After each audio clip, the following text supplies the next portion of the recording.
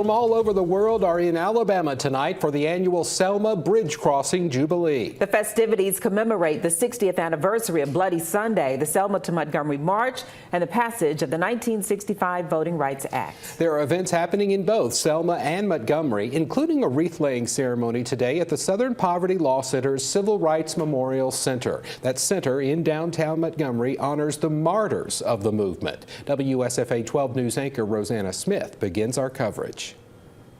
Here in front of the Civil Rights Memorial Center, hundreds gathered for the annual wreath-laying ceremony.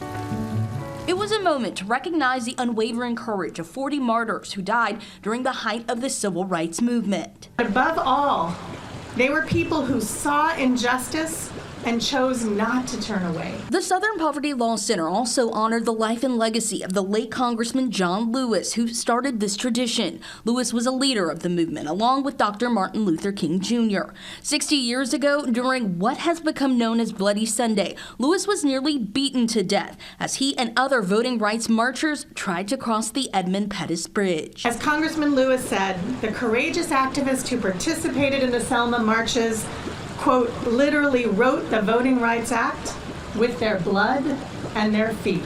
SPLC President and CEO Margaret Wong says the March for Justice continues. We need to show strength by coming together to directly confront those in power who seek to reverse the gains that we have made over the last 60 years. Some of the youngest attendees from colleges around our state made their way here to the Capitol for the Call to Action rally to talk about what the future holds. A lot of people will tell you what young people aren't paying attention to or what young people are not doing, but we have proof right here in Montgomery, Alabama. Representative Nikema Williams, who now holds Lewis's seat in Congress, says it's imperative to have young people involved. As Mr. Lewis taught us in his last words, our struggle is not for a day, a week, or a month. It's the struggle of a lifetime, and it is time for our generation to pick up the mantle and continue the work. Rosanna Smith in Montgomery, WSFA 12 News.